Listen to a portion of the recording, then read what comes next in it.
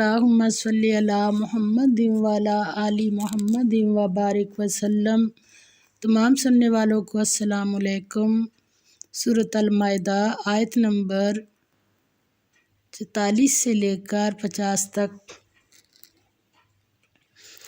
اعوذ باللہ من الشیطان الرجیم، بسم اللہ الرحمن الرحیم۔ انا بے شک انزلنا نازل کی ہم نے التوراۃ تورات فیہا اس میں ہدن ہدایت و نور اور نور ہے، یحکم حکم دیتے تھے بیہا اس کے مطابق النبیون پیغمبر، الذین جو اسلموا فرما بردار تھے، للذین ان کے لیے جو ہادو یہودی ہوئے، والربانیون اور مشائخ اللہ والے، والاحبار اور علماء، بما اس لیے کہ استحفظوا نگہبان مقرر کیے گئے تھے، من کتاب اللہ اللہ کی کتاب کے، وکانوا اور وہ تھے علیہ اس پر شہداء گواہ دیکھ بھال کرنے والے، فلا تخشوا پس مت ڈرو الناس لوگوں سے، واخشونی اور ڈرو مجھ سے، ولا تشتروا اور مت خریدو بآیاتی بدلے میری آیتوں کے، ثمناً قیمت فی قلیلاً تھوڑی، ومن اور جو لم نہ یحکم فیصلہ کرے بما اس کے ساتھ جو انزل اللہ نازل کیا اللہ نے، فاولئک تو ایسے ہی لوگ ہم الکافرون وہ ہیں کافر۔ فرمایا بے شک اس میں کوئی شک ہی نہیں، ہم ہی نے تورات نازل فرمائی جس میں ہدایت اور روشنی ہے، اسی کے مطابق انبیاء جو اللہ کے فرمانبردار تھے یہودیوں کو حکم دیتے رہے ہیں، اور مشائخ اور علماء بھی، کیونکہ وہ اللہ کی کتاب کے نگہبان مقرر کیے گئے تھے اور اس پر گواہ تھے، یعنی حکم الہی کا یقین رکھتے تھے۔ اللہ والے کے لیے علم ضروری ہے بقدر ضرورت علم، اور صرف عبادت، اور عالم کے لیے عمل ضروری ہے، عملی مہارت پیدا کر کے لوگوں کو سکھلانے کی محنت۔ فرض اور واجبات اور سنن کے علاوہ نفلی عبادت میں کم وقت اور زیادہ وقت لوگوں کو جو دین کی بات ہے وہ سکھلانی۔ کیوں کرتے تھے یہ؟ اللہ کی کتاب اس پر اللہ کی کتاب پر گواہ، یعنی حکم الہی کا یقین رکھتے تھے۔ اللہ تعالیٰ فرماتے ہیں تم لوگوں سے مت ڈرنا، مجھی سے ڈرتے رہنا، اور میری آیتوں کے بدلے تھوڑی سی قیمت نہ لینا، اور جو اللہ کے نازل فرمائے ہوئے احکام کے مطابق حکم نہ دے تو ایسے ہی لوگ کافر ہیں۔ فرمایا وَكَتَبْنَا اور لکھا ہم نے علیہم ان کے لیے فیہا اس تورات میں النفس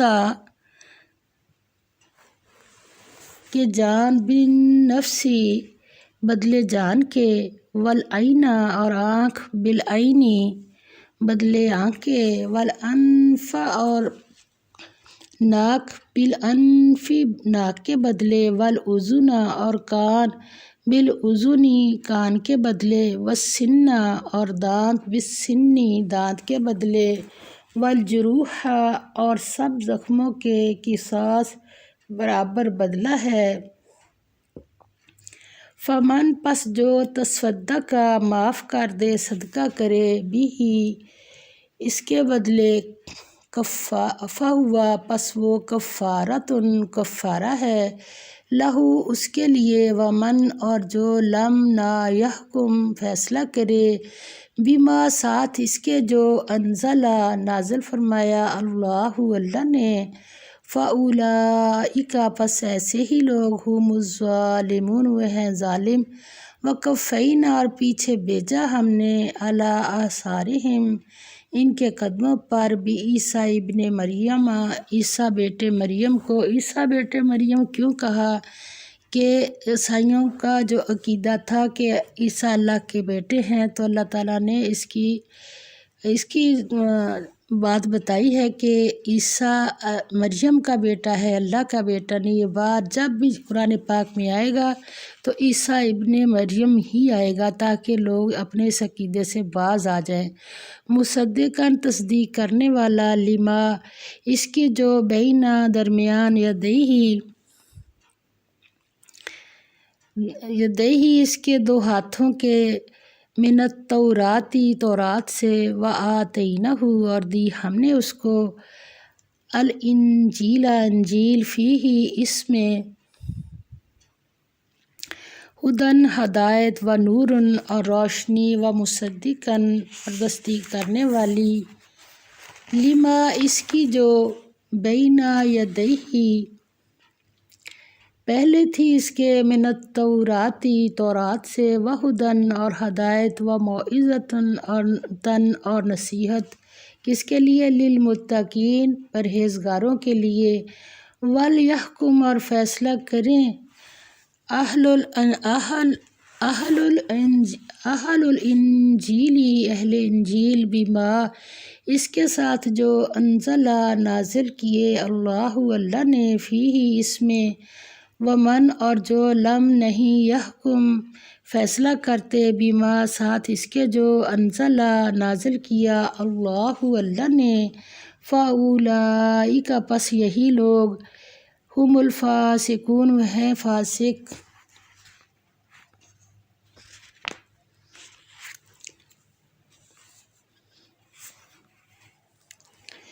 فرمایا بے شک ہم ہی نے تورات نازل فرمائی جس میں ہدایت اور روشنی ہے، اسی کے مطابق انبیاء جو اللہ کے فرمان بردار تھے یہودیوں کو حکم دیتے رہے، اور مشائخ اور علماء بھی، کیونکہ وہ اللہ کی کتاب کے نگہبان مقرر کیے گئے تھے اور اس پر گواہ تھے، یعنی حکم الہی کا یقین رکھتے تھے۔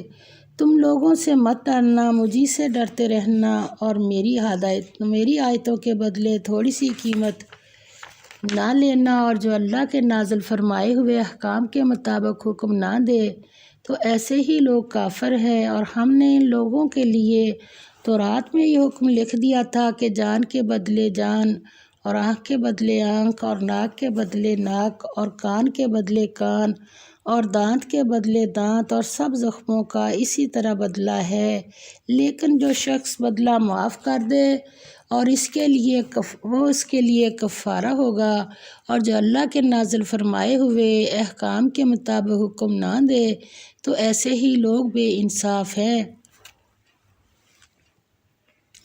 سیدنا ابو ہریرہ رضی اللہ تعالیٰ عنہ بیان کرتے ہیں کہ رسول اللہ صلی اللہ علیہ وسلم کے زمانے میں ایک شخص قتل کر دیا گیا۔ رسول اللہ صلی اللہ علیہ وسلم نے قاتل کو مقتول کے ورثاء کے حوالے کر دیا۔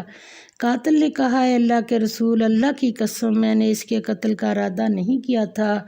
رسول اللہ صلی اللہ علیہ وسلم نے مقتول کے وارث سے کہا، اگر یہ سچ کہتا ہے اور تم نے اسے قتل کر دیا تو تم دوزخ میں جاؤ گے۔ یہ سن کر مقتول کے وارث نے اسے چھوڑ دیا۔ ترمذی کی حدیث ہے۔ والجروح قصاص۔ سیدنا عبداللہ بن عمرو رضی اللہ تعالیٰ عنہ بیان کرتے ہیں کہ ایک شخص نے دوسرے کے گھٹنے پر ایک سینگ مار کر زخم کر دیا تو وہ نبی اکرم صلی اللہ علیہ وسلم کی خدمت میں حاضر ہو کر عرض کرنے لگا، اللہ کے رسول، مجھے قصاص دلا دیجیے۔ آپ صلی اللہ علیہ وسلم نے فرمایا، جلدی نہ کرو یہاں تک کہ تمہارا زخم منمل ہو جائے، مگر اس نے دوبارہ حاضر ہو کر عرض کی کہ آپ مجھے قصاص دلوا دیجیے۔ چنانچہ آپ صلی اللہ علیہ وسلم نے اسے قصاص دلا دیا۔ اب کچھ عرصے کے بعد وہ دوبارہ حاضر ہو کر عرض کرنے لگا کہ اللہ کے رسول، میں تو لنگڑا ہو گیا ہوں۔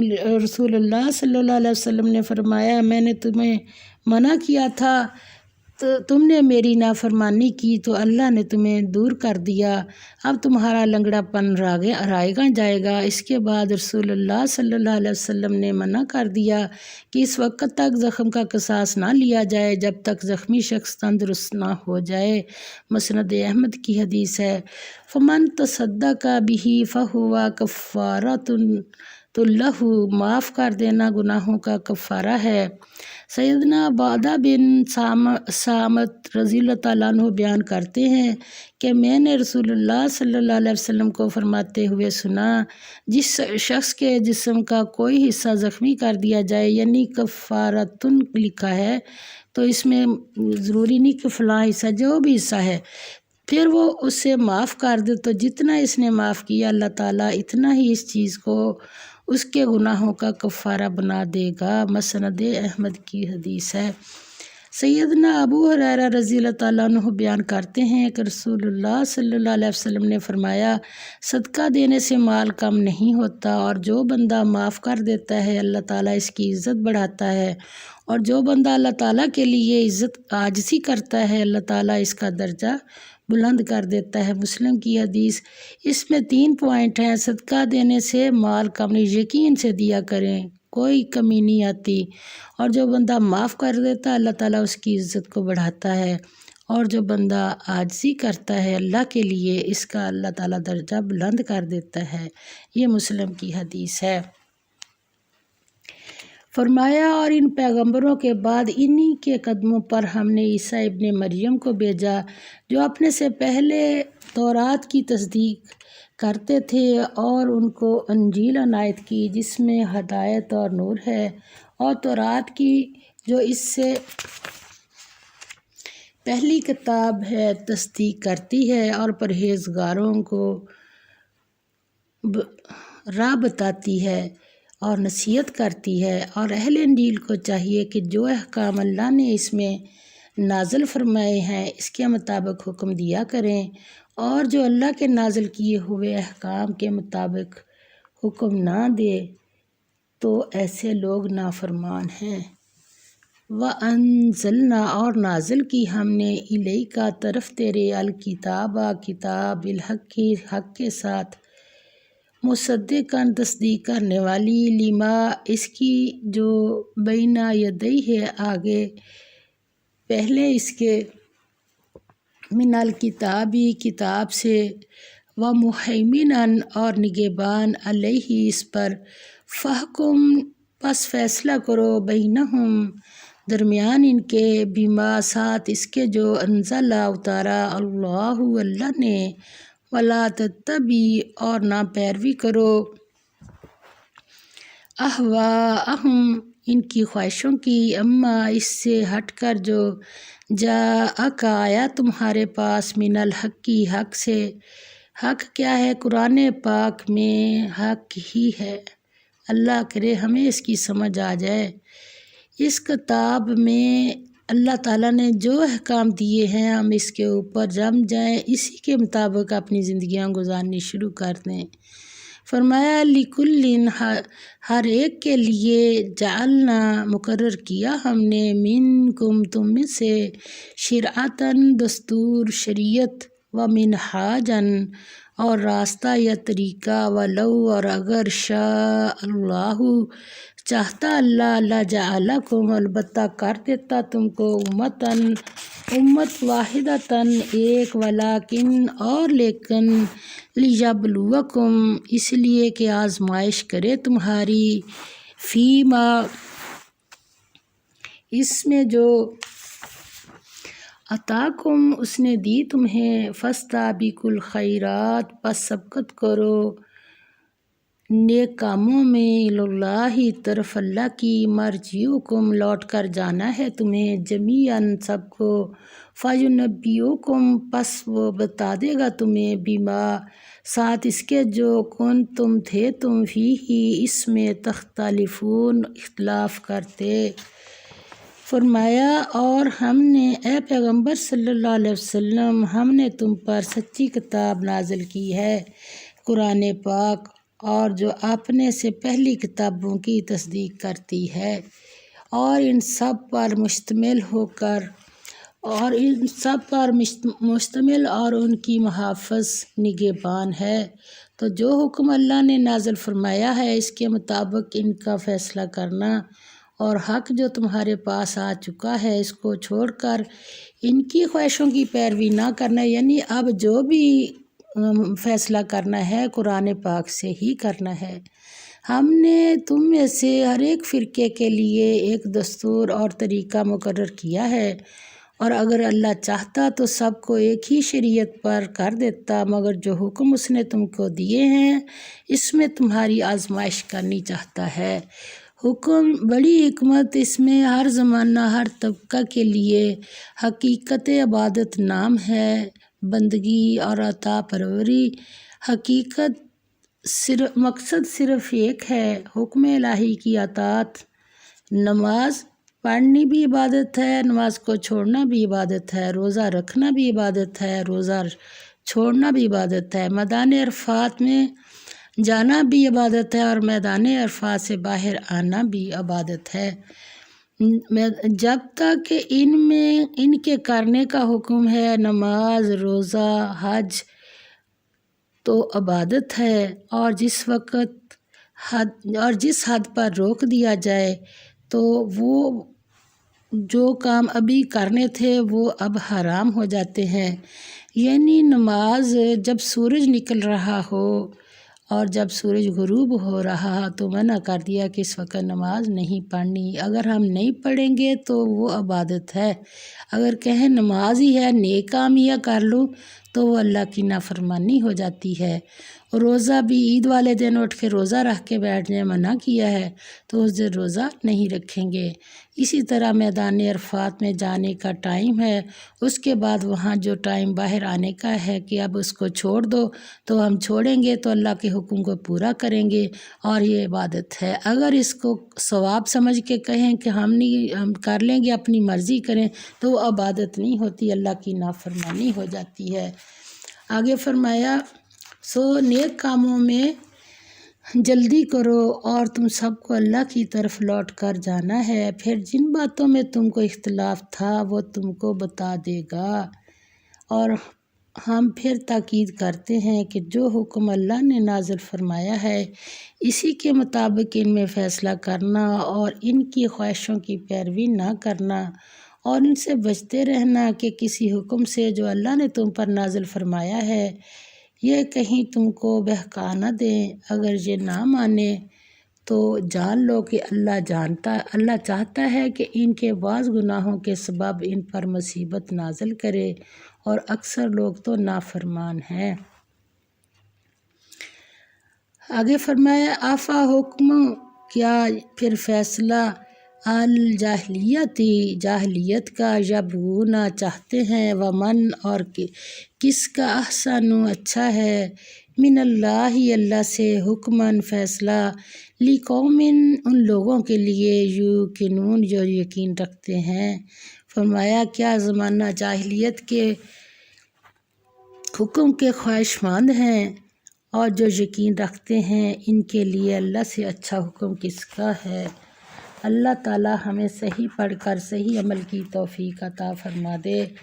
اور اس میں جو ہمارے لیے حکم ہے کہ جو گواہی دینے والے، اب جس کو پتہ ہی نہیں ہے گواہی کیا دے گا وہ بندہ، کہ یہ ہمارے امت کا کرنے کا کام ہے، شہداء۔ آگے اللہ تعالیٰ فرماتے ہیں کہ فرمایا ہم نے پہلے تورات نازل کی، پھر انجیل، اسی طرح اب قرآن نازل ہوا۔ انجیل تورات کی مصدق تھی اور قرآن تمام پہلی ہدایتوں کا مصدق اور نگہبان ہے۔ اس سے مراد یہ ہے کہ ان کے جملہ مقاصد کی حفاظت کرنے والا۔ اگر قرآن نازل نہ ہوتا تو تمام سابقہ کتب تو تحریف کی تاریکیوں میں گم ہو گئی تھیں۔ اگر تورات، انجیل اور قرآن ایک ہی دعوت کے سرچشمہ ہیں تو پھر شرائع اور احکام میں اختلاف کیوں ہے؟ یعنی عبادت کے طریقے یکساں کیوں نہیں بتائے گئے؟ مختلف ادوار میں مختلف شریعتیں کیوں ظاہر ہوئیں؟ قرآن نے یہاں یہ جواب دیا ہے کہ ایک چیز دین ہے اور ایک شرع اور منہاج۔ دین کی اصل یعنی خدا پرستی اور نیک عمل کرنا ایک ہی ہے، شرع اور منہاج یعنی دستور العمل اور زندگی بسر کرنے کے طریقے دوسری چیز ہے جس میں اختلاف ہوا، کیونکہ ہر عہد اور ہر ملک کے احوال و ظروف یکساں نہ تھے، لہٰذا شرع اور منہاج بھی یکساں نہ ہوئیں۔ لیکن مذاہب کے علمبرداروں نے دین جو اصل وحدت تھی فراموش کر کے محض شرع اور منہاج کے اختلاف پر گروہ بندیاں کر لیں، فرقے فرقے بن گئے اور ایک دوسرے کے دشمن ہو گئے۔ یہ تو تورات انجیل کی بات ہو رہی ہے، قرآن کی بات ہو رہی ہے۔ اب ایک قرآن کو ماننے والوں کا کیا حال ہو گیا؟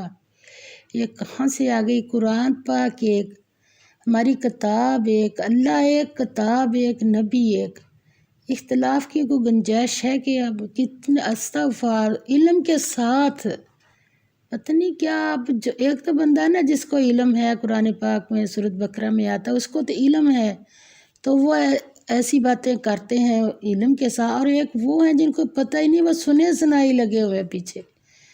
یہ قرآن کو ماننے والے اور ہمارے اندر یہ کہاں سے آ گئی باتیں؟ اللہ کو کیا جواب دیں گے کل جا کے کہ ہم نے کیوں اس کو ٹکڑے ٹکڑے کر کے پڑھا؟ قرآن یہ کہتا ہے کہ اگر خدا چاہتا تو تمام بنی نوح انسان کو ایک امت بنا دیتا، مگر ایسا نہ ہوا۔